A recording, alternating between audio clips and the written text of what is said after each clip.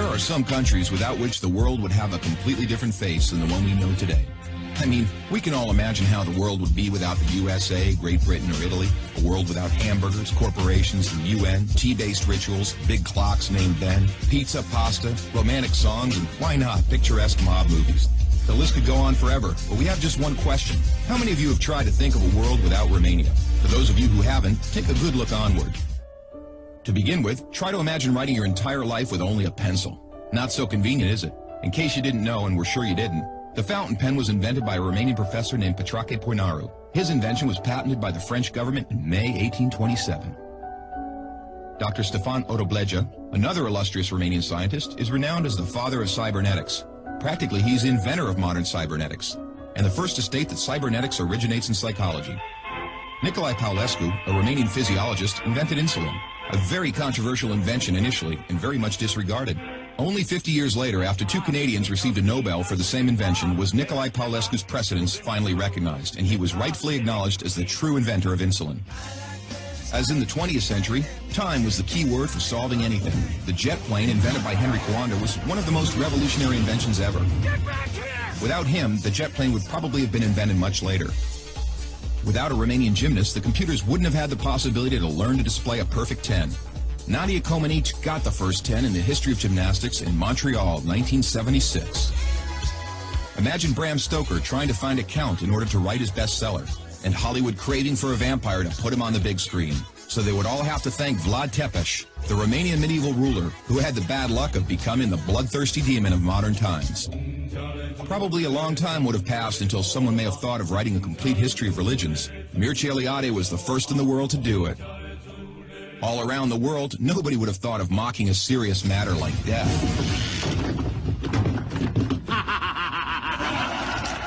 Natively creative, the Romanians have their own way of dealing with it, by laughing in its face. We are the first nation to have a happy graveyard, renowned for its storytelling funeral plates.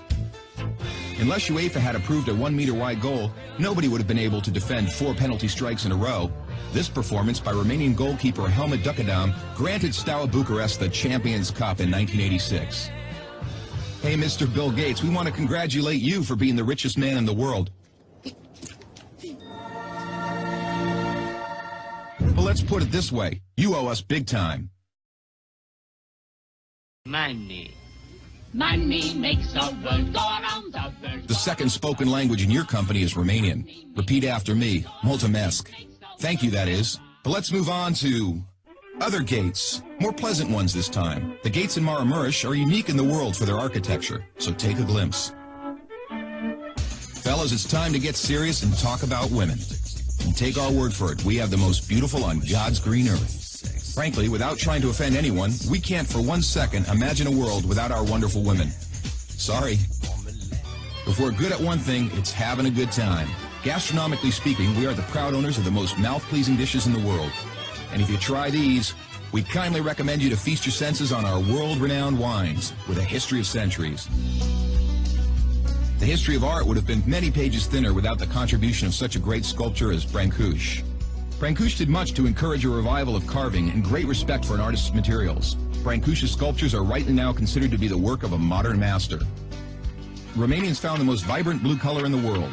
It is renowned worldwide, and nobody has been able to find out the exact combination used for obtaining it. It's called Voronezh blue from the well-renowned Moldavian monastery. Another great Romanian contribution to architecture is the Brâncovenesque style, a unique style renowned worldwide.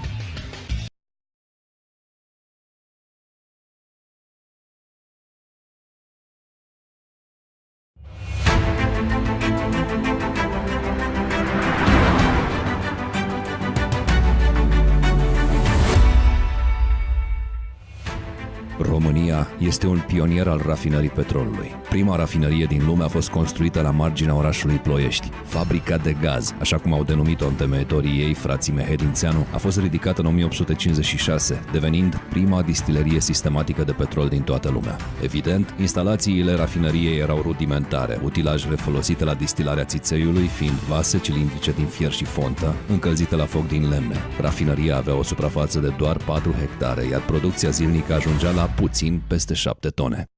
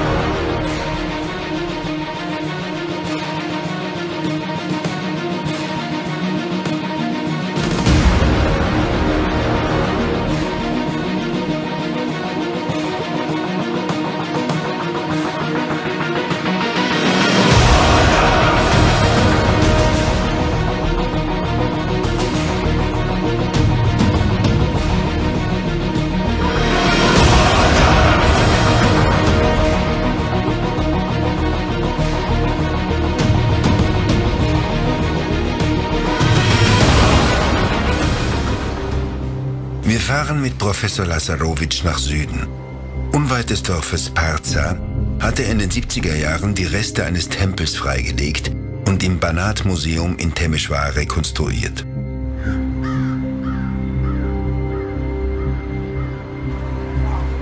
Dieser Tempel ist der bisher älteste seiner Art in der Geschichte Europas und stammt aus der den Windscha benachbarten Banat-Kultur. Das Heiligtum von Partea ist wie das ganze Museum für die Öffentlichkeit gesperrt. Ende September drang das Sonnenlicht durch diese Öffnung in das Heiligtum. Das minutiöse Zusammensetzen und Ergänzen dieses Tempels hat George Lazarowitsch tiefe Einblicke in das religiöse Empfinden jener Zeit gewährt. Wie in den Kirchen, die wir aus unserem Alltag kennen, gibt es auch hier mehrere Altäre. Im Westraum wurden den Göttern Getreide und Votivgaben in Töpfen geopfert. In einer Ecke befindet sich ein Webstuhl mit 4x7, also 28 Webgewichten, eine in vielen Kulturen heilige Zahl. Zur Tag- und Nachtgleiche im September, wenn der Herbst begann, wanderte das Licht der untergehenden Sonne über den Webstuhl durch das Heiligtum, bis es schließlich den großen Altar am anderen Ende des Tempels erreichte. Ein Symbol für den Abschluss der Arbeiten der Frauen im Jahreskreis.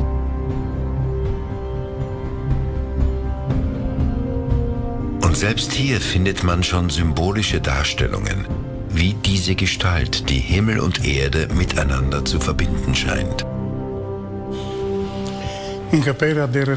Im Ostraum des Heiligtums befindet sich ein großer Altar mit einer Doppelstatue, ein paar Tischen und 2 Schreinen.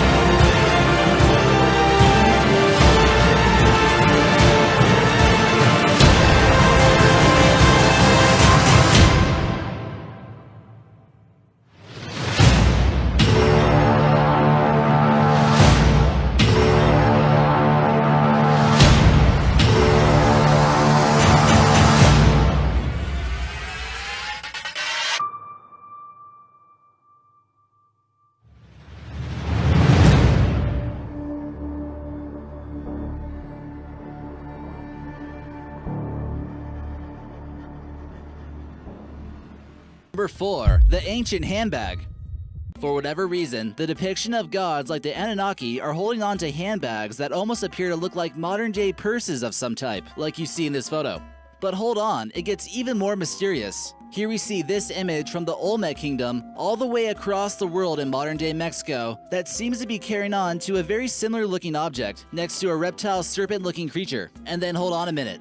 This photo was captured at the first known religious complex, Göbekli Tepe, in Turkey, displaying 3 handbags at the top, making you wonder if all 3 of these people from all over the world were seeing the same thing. Some ancient texts describe that the gods would bring knowledge with them in bags. What exactly could these bags be, and what do they mean by knowledge exactly? Let us know what you think is in the bag in the comments section.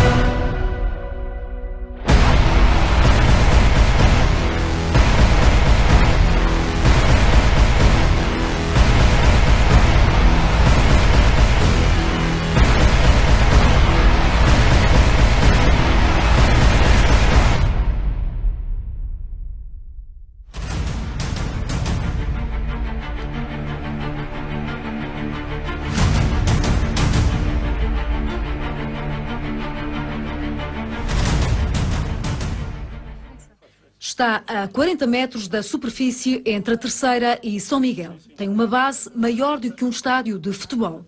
A pirâmide foi detectada nos aparelhos de navegação do velejador Diocleciano Silva. É impressionante devido às formas. É uma pirâmide perfeita, não é? E ainda por cima, a orientação, a implantação da pirâmide. Quer dizer, os vértices estão orientados norte-sul, precisamente norte-sul, como as pirâmides de Gizé. A longa experiência do mar já lhe trouxe várias surpresas, mas nenhuma tão misteriosa. A descoberta foi feita há 5 meses, quando um médico veterinário procurava bancos de pesca. Depois de digerir a ideia, decidiu revelá-la. Houve muitas situações que não dei conhecimento e mais tarde outras pessoas deram, noutras situações, não é? E depois ficamos a pensar, e devia ter dito, não disse, eu já sabia, e coisas assim. Pela precisão das linhas, o velejador não acredita que a estrutura tenha origem natural e avança para uma explicação. A Atlântida existiu, porque e andam desde há mais de um século à procura dela no Mediterrâneo, não é? Expedições e mais expedições e nunca a encontraram. Neste momento, não sei se é neste momento, mas aí há uns 2 anos estavam, havia uma expedição no sul de Espanha, mas já no Oceano Atlântico, à procura de umas certas formações debaixo d'água e andam para lá, possivelmente seria a Atlântida, mas nunca mais disseram nada e o certo é que nunca a encontraram. Um acaso descodificado com a ajuda de um GPS que levanta dúvidas à história dos Açores. O velejador, que já entregou as coordenadas à tutela da cultura, espera agora ver o mistério desvendado.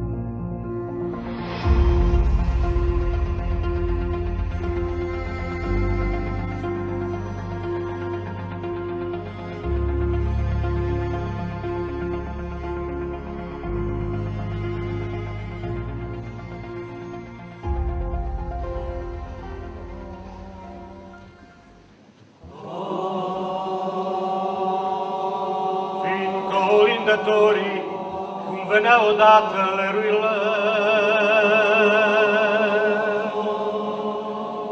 să colindă în seara asta minunată leruile, dar li gura arsă și li ochii în lacrimi leruile. Prea degeaba sânge, prea degeaba patim leruile.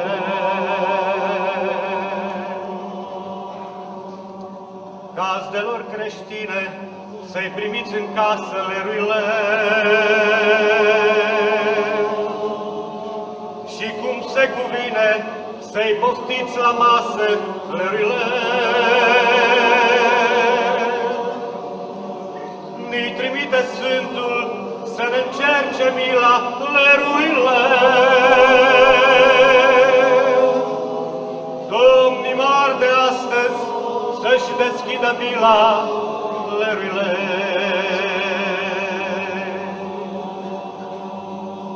Șovăielnic pasul, brațele plăpând de leruile. Tremurat-li glasul, nu știu să colinde leruile.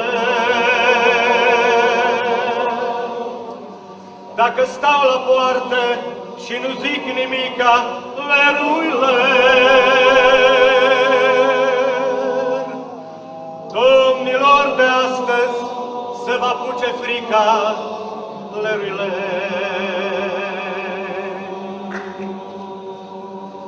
Mută-i întrebarea ce răsună afară leruile.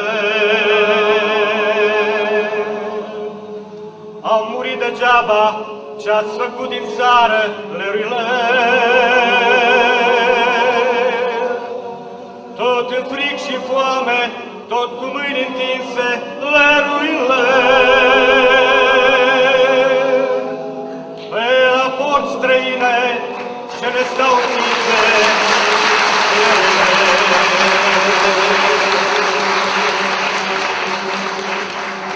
Fiind colindătorii, cum venea odată leruile, se colinde în seara asta minunată leruile. Dar li gura arsă și li ochii în lacrimi leruile. Prea degeaba sânge, prea degeaba patim leruile.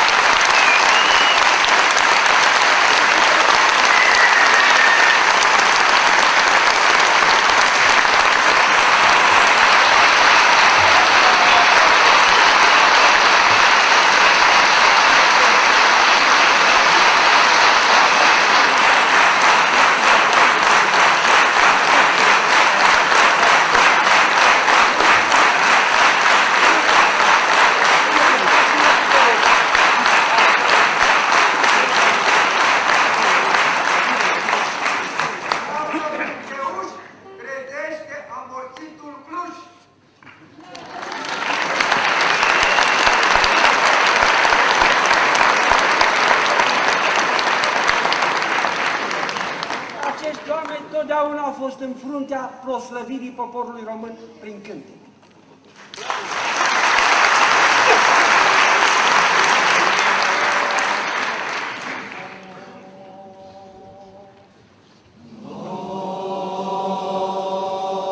Gazdelor creștine, să-i primiți în casă leruile. Și cum se cuvine, să-i poftiți la masă leruile. Mi trimite Sfântul să ne încerce mila leruile. Domnii mari de astăzi să-și deschidă vila, leruile.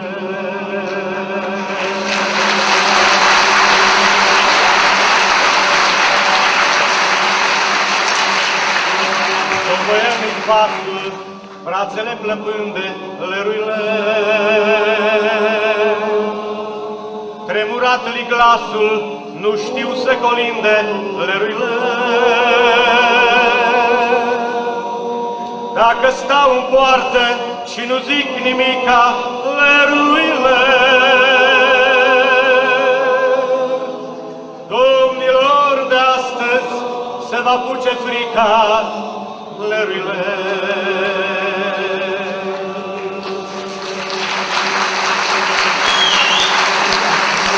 Întrebarea ce răsună afară, leruile. Am murit degeaba ce-ați făcut din țară, leruile.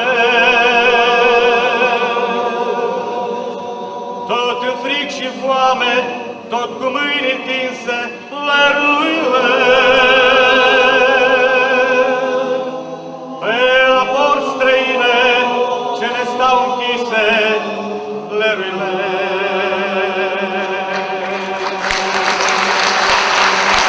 Pe la porți străine ce ne stau închise,